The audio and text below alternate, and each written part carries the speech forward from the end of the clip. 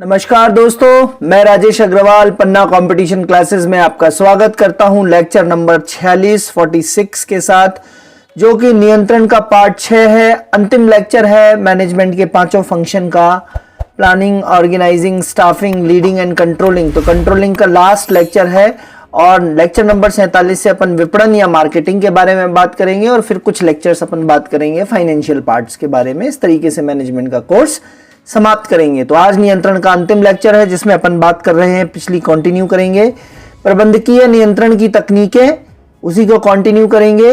और प्रबंधकीय नियंत्रण की तकनीकों में अपन ने परंपरागत तकनीकें पढ़ी थी पिछले लेक्चर्स में और आधुनिक तकनीकें पढ़ी थी। आधुनिक तकनीकों का लास्ट प्रकार आज पढ़ना है, छठवां प्रकार, नियंत्रण की तकनीक, नियंत्रण की आधुनिक तकनीक नंबर 6 कौन सी है, बहुत ज्यादा इंपॉर्टेंट है, इसलिए मैंने इसका एक अलग से लेक्चर बनाया है। इसको बोलते हैं कार्यक्रम मूल्यांकन। आधुनिक तकनीकों में कार्यक्रम मूल्यांकन एवं पुनरावलोकन तकनीक, या इसी को बोलते हैं प्रोग्राम इवैल्यूएशन, प्रोग्राम या project, programme evaluation and review technique, PERT, programme evaluation and review technique. Full form भी पूछा जा सकता है परीक्षा में, तो आप ध्यान रखेंगे। PERT, programme evaluation and review technique, कार्यक्रम मूल्यांकन एवं रिव्यू मतलब पुनरावलोकन तकनीक। मूल्यांकन मतलब इवैल्यूएशन, पुनरावलोकन मतलब रिव्यू तकनीक। ठीक है, तो पर्ट क्या होता है बात करेंगे। यह एक प्रसिद्ध मैनेजमेंट तकनीक है जिसका उपयोग तब किया जाता है जब किसी प्रोजेक्ट या प्रोग्राम की विभिन्न क्रियाओं के समाप्त होने का समय निश्चित मालूम ना हो। पर्ट एक प्रसिद्ध मैनेजमेंट तकनीक है, नियंत्रण की तकनीक है जिसका उपयोग तब किया जाता है जब किसी प्रोजेक्ट या प्रोग्राम की विभिन्न क्रियाओं के समाप्त होने का समय मालूम ना हो कि कितने समय में कौन सी क्रिया समाप्त होगी एक प्रोग्राम में। एक प्रोजेक्ट के अलग अलग भाग हो सकते हैं, एक प्रोग्राम के अलग अलग भाग हो सकते हैं, तो अलग अलग भाग अपने पूर्ण होने में कितना समय लेंगे यह मालूम ना हो। अर्थात कार्यक्रम अपन पहली बार कर रहे हो, प्रोग्राम पहली बार कर रहे हो, प्रोजेक्ट पहली बार कर रहे हो। ठीक है, इसके लिए कुछ यादृच्छिक चर या रेंडम वेरिएबल्स ले लिए जाते हैं, है ना। रेंडम वेरिएबल्स मतलब एक्सपेक्टेड टाइम होगा, ये सारी चीजें। तो इसके लिए कुछ वेरिएबल टाइम्स या रैंडम वेरिएबल्स या यादृच्छिक चर जिसकी वैल्यू अलट पलट सकती है, आगे पीछे हो सकती है, चर मतलब वेरिएबल्स ले लिए जाते हैं। ठीक है, जैसे मैथमेटिक्स में एक्स और वाई क्या होते हैं, चर कहलाते हैं। 2, 3, 4 क्या कहलाते हैं, अचर कहलाते हैं। ठीक है, नॉन वेरिएबल्स। तो यहां पे चर ले लिए जाते हैं, अर्थात कोई समय जो है वो अज्यूम कर लिया जाता है, माना की कर लिया जाता है, मान लिया जाता है कोई समय कि इतने समय में यह घटना पूरी होगी।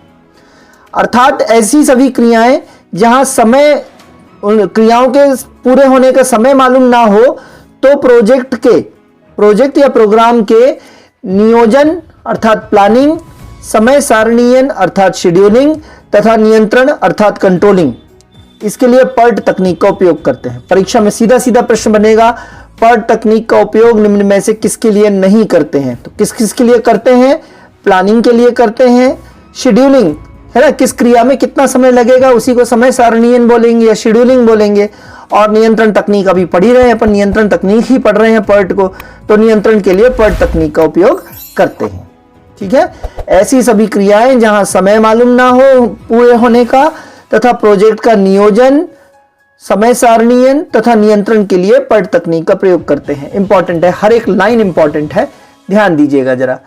फिर पर्ट में प्रत्येक क्रिया के लिए, जैसे पर्ट में पूरा एक प्रोजेक्ट है या पूरा एक प्रोग्राम है, तो पूरे एक प्रोग्राम को छोटी छोटी कई सारी क्रियाओं में बांटा है आपने, तो प्रत्येक क्रिया के लिए 3 प्रकार के वेरिएबल्स लिए जाते हैं। ऊपर अपन ने बात करी थी यादृच्छिक चर, तो 3 प्रकार के आकलन या एस्टिमेट्स या वेरिएबल्स लिए जाते हैं। पहला, ये परीक्षा में आ सकते हैं, पहला टी और टी के चरणों तले ओ, छोटा सा ओ होना चाहिए, टी के चरणों तले ओ। तो ये क्या है, टाइम ऑप्टिमिस्टिक या ऑप्टिमिस्टिक टाइम एस्टिमेट। ठीक है, टीओ का मतलब क्या है, ऑप्टिमिस्टिक टाइम एस्टिमेट क्या होता है, यह आशावादी समय है। यह क्या है, आशावादी या कम से कम लगने वाला समय। आशावादी अवस्था या कम से कम कब समय लगेगा, जब जैसा कुछ आपने सोचा होगा अपने प्रोजेक्ट या प्रोग्राम को पूरा करने के लिए, तो सारी स्थितियां आपके अनुकूल होती चली जाएं। सारी स्थितियां आपके सोचे हिसाब से होती चली जाएं तो आपका समय क्या लगेगा, कम से कम लगेगा उस प्रोजेक्ट को पूरा होने में, और उसे क्या बोलेंगे, आशावादी समय या ऑप्टिमिस्टिक टाइम। ठीक है। दूसरा चर जो रहेगा, दूसरा चर कौन सा रहेगा, दूसरा चर रहेगा most likely time estimate. Most likely time, most likely अर्थात अधिकतम संभावित समय, किसी क्रिया को पूरा होने में अधिकतम संभावित समय कितना लग सकता है। ठीक है। उदाहरण, पहले से कोई काम करते आ रहे हैं जैसे, तो उसे करने में नॉर्मल कितना समय लगता है, वह समय है ना। पहले से कोई काम जैसे अपन करते आ रहे हैं तो उस काम को पहले भी किया है आपने, तो उस समय उसमें कितना नॉर्मल समय लगा था, मोस्ट लाइकली टाइम, जितना लगता आ रहा है समय, कितना समय लगता आ रहा है तो वह समय है ना। फॉर एग्जाम्पल, जैसे आटा गूंथना है तो आटा गूंथने में हो सकता है कि 15 मिनट का समय लगे। ठीक है। लेकिन आटा एकदम से गीला हो जाए तो फिर उसे गूंथने में हो सकता है बहुत सारा समय लग जाए। तो अगले पेज में है पेसिमिस्टिक टाइम या निराशावादी समय। ठीक है। तो अधिकतम संभावित समय कितना लग सकता है, इसको बोलेंगे मोस्ट लाइकली टाइम एस्टिमेट या मोस्ट लाइकली टाइम, या टी के चरणों तले एम। तो पहले से जो कोई काम करते आ रहे हैं उसे करने में नॉर्मल कितना समय लगता था पहले, वह समय कहलाता है टी एम। दोस्तों, क्या आप भी लगातार तैयारी के कारण नहीं बना पा रहे हैं अपने मैनेजमेंट सब्जेक्ट के प्रॉपर नोट्स, तो ज्वाइन कीजिए हमारे पटवारी मैनेजमेंट सब्जेक्ट के कंप्लीट कोर्स को, जिसमें आपको मिलेगा recorded classes, all lecture PDF notes, टेस्टरी। यह केवल, इसकी फीस केवल 99 रुपए है। तो अभी व्हाट्सअप कीजिए इस कोर्स को ज्वाइन करने के लिए 90 39 53 44 79 पर। क्या है दोस्तों, तीसरा फैक्टर है पेसिमिस्टिक टाइम एस्टिमेट या निराशावादी समय है ना, टी के चरणों तले पी है ना, पेसिमिस्टिक टाइम, निराशावादी समय।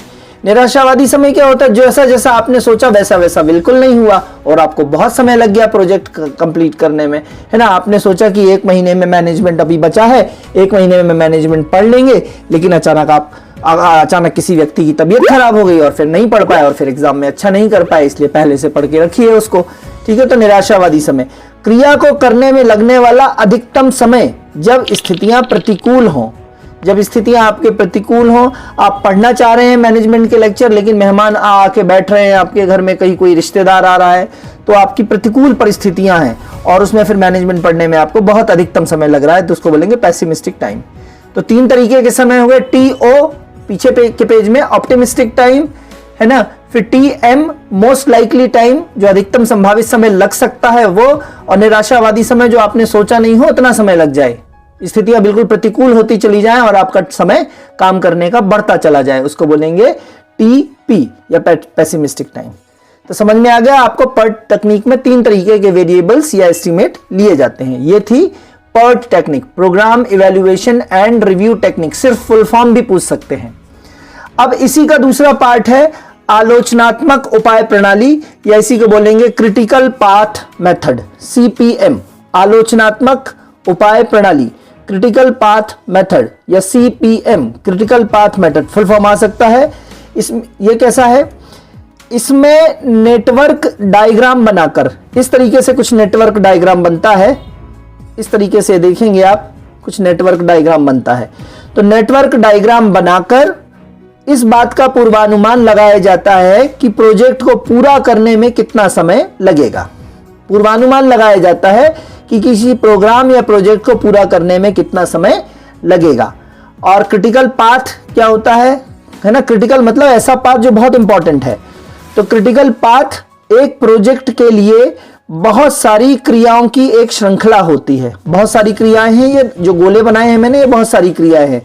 तो बहुत सारी क्रियाओं की एक श्रृंखला होती है जो यह निर्धारित करती है कि प्रोजेक्ट को खत्म करने में कितना समय लगेगा। ठीक है। क्रिटिकल पाथ क्या होता है, प्रोजेक्ट, बहुत सारी क्रियाएं होती हैं जो यह निर्धारित करते हैं कि हर एक क्रिया को खत्म होने में और फिर प्रोजेक्ट को खत्म होने में कितना समय लगेगा। यह उन परियोजनाओं के लिए उपयोगी है जो आवर्ती प्रवृत्ति की है। फॉर एग्जाम्पल, घर बनाना है ना, घर हमेशा बनाते आ रहे हैं कारीगर, तो घर बनाने वाला जानता है कि साहब 6 महीने में घर बन जाएगा, इतने दिन में नींव बन जाएगी, है ना, इतने दिन में फिर नींव के ऊपर फिर कुर्सी हाइट आ जाएगी, फिर इतने दिन में दीवारें भर जाएंगी, फिर इतने दिन में कमरे बन जाएंगे, फिर इतने दिन में प्लास्टर हो जाएगा, फिर इतने दिन में दरवाजे लग जाएंगे, फिर इतने दिन में वायर फिटिंग हो जाएगी, इतने दिन में नल फिटिंग हो जाएगी, इतने दिन में सारा फिनिशिंग हो जाएगी, है ना, पीओपी वगैरह हो जाएगा। तो पूरा का पूरा अलग अलग काम है, कई सारे नींव भरना, दरवाजा लगाना, प्लास्टर करना, सब अलग अलग काम है और उनको लगने में समय लगता है। अब उसी में बारिश हो जाए तो पैसिमिस्टिक टाइम हो जाता है ना, निराशावादी समय हो जाता है। और अच्छी धूप निकल आए, कारीगर समय पे आए, समय पे कच्चा माल मिलता चला जाए तो बहुत जल्दी घर बन के तैयार हो जाएगा, है ना, तो वो आशावादी समय हो गया। ठीक है, तो जो ये क्रिटिकल पाथ मेथड है, ये उन परियोजनाओं के लिए उपयोगी है जो आवर्ती प्रवृत्ति की हैं। जैसे कंस्ट्रक्शन करते हैं अपन लोग, है ना, सिविल कंस्ट्रक्शन, घर वगैरह बनाते हैं, रोड बनाते हैं, तो आवर्ती प्रवृत्ति जो रिकरेंट नेचर की जो एक्टिविटीज हैं उनके लिए सीपीएम या क्रिटिकल पाथ मेथड उपयोगी है। ठीक है, अब आशा है समझ में आ रहा होगा इसमें आपको। इसमें मुख्य या क्रिटिकल क्या बोला गया, मुख्य तथा गौण क्रियाओं में अंतर स्पष्ट किया जाता है। जैसे मैंने ये सारा बनाया कि नींव बनाना है, नींव के बाद दीवार उठानी है, तो नींव बनाना ज्यादा जो है मुख्य क्रिया है ना, और गौण क्रिया क्या है, दरवाजा लगाना। ठीक है, तो मुख्य क्रियाओं तथा गौण क्रियाओं में अंतर स्पष्ट किया जाता है ताकि लगने वाले समय को कम किया जा सके एवं कार्यों को लाइन में लगकर इंतजार ना करना पड़े। कार्यों को लाइन में लगकर इंतजार ना करना पड़े, ये आपके लिए जीवन मंत्र है। कैसे, है ना, कार्यों को लाइन में लगकर इंतजार ना करना पड़े। फॉर एग्जाम्पल, आपके घर में माँ किचन में खाना बना रही है और खाना बनाते समय वो आटा पहले गूंथने में लग जाती है और आटा जब गुथ जाता है उसके बाद कुकर में दाल चढ़ा देती है गैस के ऊपर। तो ये गलत प्रोसेस है। आटा मारने के पहले उसे कुकर में दाल चढ़ा देनी चाहिए ताकि जब तक वो आटा मारे तब तक जो है वो दाल पक जाए, है ना। और यदि पहले आटा मार रही है तो दाल पकने के लिए क्या है, लाइन में लग के इंतजार कर रही है। जबकि यदि दाल आपने पहले लगा दी है तो दाल भी पकती जा रही है और आटा भी गुथता जा रहा है। आशा है आपको समझ में आ रहा होगा। तो आपका काम करने का तरीका इस तरीके से होना चाहिए। जैसे घर बना रहे थे आप, तो घर बनाते समय ऐसा नहीं है कि घर बन के तैयार हो गया और फिर दरवाजे का आपने ऑर्डर दिया। दरवाजे पहले से मतलब जिस दिन लगने हैं उसी दिन आ जाने चाहिए आपके पास। ठीक है, तो किसी भी कार्य को लाइन में लगकर अपनी बारी का इंतजार ना करना पड़े, है ना, तो ये चीज कहलाती है क्रिटिकल पाथ मेथड। ऐसे कामों को समझना, मुख्य कामों को समझना, गौण कामों को समझना और उसी हिसाब से उनको करना। ठीक है, किचन वाला एग्जांपल ध्यान रखिएगा। मुख्य क्रियाओं का पता लगाने से तात्पर्य यह है कि यदि ऐसी कोई मुख्य क्रिया लेट होगी तो सारी प्रोसेस लेट हो जाएगी, है ना। फॉर एग्जाम्पल, नींव भरने के लिए यदि सीमेंट कंक्रीट सही समय पे नहीं आ रहे हैं तो पूरा घर ही लेट हो जाएगा। तो नींव भरना क्या है, क्रिटिकल एक्टिविटी है, मुख्य क्रिया है, तो वही लेट हो जाएगी तो सारी प्रोसेस लेट हो जाएगी, है ना। घर बनते समय मान लीजिए यदि पेंट थोड़ी देर में आता है तो कोई दिक्कत नहीं है, पेंट तो बाद में भी हो जाएगा, लेकिन नींव नहीं भरेगी तो सारा घर ही लेट हो जाएगा। ठीक है, या घर पे टंगने के लिए तस्वीर नहीं आएंगी तो चल जाएगा, लेकिन यदि नींव के लिए सीमेंट लेट हो गई तो सारा घर लेट हो जाएगा। समझ रहे हैं आप बात, सारा घर बनना लेट हो जाएगा। इसलिए इसका नाम भी क्रिटिकल पाथ मेथड रखा गया है ना। जो मुख्य क्रियाएं हैं वो किसी भी कारण से उन्हें वेट नहीं करना चाहिए अपने को करने का, इसीलिए बोलते हैं इसको क्रिटिकल पाथ मेथड। आशा है मैं आपको समझा पा रहा हूं, और यदि समझा पा रहा हूं तो आप लेक्चर को लाइक, सब्सक्राइब और शेयर करते जाइए, है ना। लगभग एंडिंग पे चल रहे हैं, बहुत मदद मिलेगी। एग्जाम हॉल में आपको पता चलेगा, है ना, इसकी कीमत पता चलेगी आपको। अब बात करते हैं डिफरेंसेस के लिए। आपको इसके लेक्चर पीडीएफ चाहिए तो पीडीएफ के लिए इसी में नीचे की तरफ लिंक में व्हाट्सएप नंबर दिया है, उस पर व्हाट्सएप करेंगे तो पीडीएफ कुछ नॉमिनल चार्जेस पे आपको सारे नोट्स की पीडीएफ मिल जाएगी। ठीक है, डिफरेंसेस देखते हैं। PERT, programme evaluation and review technique और क्रिटिकल पाथ मेथड के बीच में डिफरेंसेस देख लेते हैं। वैसे आपने पूरा समझ लिया है तो जल्दी आप डिफरेंसेस देख पाएंगे। पहला है प्रोजेक्ट मैनेजमेंट की तकनीक है ये, है ना, जो कि नियंत्रण की तकनीक भी है। प्रोजेक्ट मैनेजमेंट की तकनीक जो किसी प्रोजेक्ट की अनिश्चितकालीन गतिविधियों का प्रबंध करती है। अनिश्चितकालीन गतिविधि, तभी तो इसमें अपन टीओ, टीपी और टीएम लेते थे। तो अनिश्चितकालीन, जिसका समाप्त होने का समय अपने को मालूम नहीं है। जबकि सीपीएम क्या है, प्रोजेक्ट मैनेजमेंट की सांख्यिकी स्टैटिस्टिकल तकनीक है। ये डायग्राम बनाते हैं, जिसमें मैंने पिछले पेज पे डायग्राम बनाया है। सांख्यिकी तकनीक जो किसी प्रोजेक्ट की सुपरिभाषित या आवर्ती गतिविधियों का प्रबंध करती है, जैसे घर बनाना, जहाज निर्माण, बार बार वही काम एक सा करते हैं तो आपको मालूम होता है किस क्रिया में कितना समय लगेगा। तो आवर्ती गतिविधियों का प्रबंध कौन करता है? सीपीएम। जबकि किसी काम को पहली बार करना हो तो क्या यूज होता है? पर्ट। ठीक है।